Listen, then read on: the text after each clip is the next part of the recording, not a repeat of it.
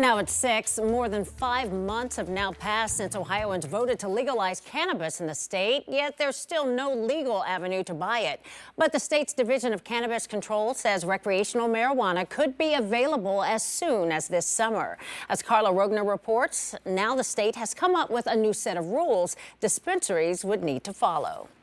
Places like The Landing here in Columbus, which already sells medical cannabis, is looking forward to open for recreational sales. Now the state's Division of Cannabis Control is asking Ohioans for their thoughts on rules that places like The Landing will have to follow. Anticipation is building at The Landing dispensary to expand to recreational sales. We set up our facilities to be able to not only accommodate making sure that our medical patients have access to the product and the customer service that they're used to experiencing at the Landing dispensaries, but also have the additional capacity to serve the adult use community here as soon as we're able. Once they receive a license, the DCC has proposed rules that dispensaries like them will have to follow. That includes opening at least 500 feet away from places like schools, churches, and public parks, closing by 11 p.m., and other rules concerning security, visitor policies, financial responsibility, and how dispensaries will dispose of waste. In February, the leader of the DCC said he will be strict. It's going to be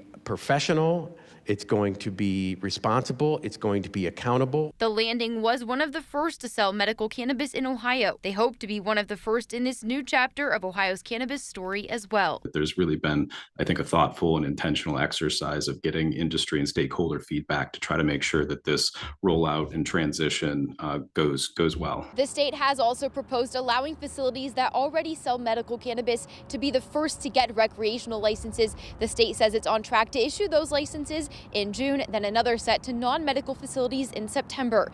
In Columbus, Carla Rogner, 10 TV News.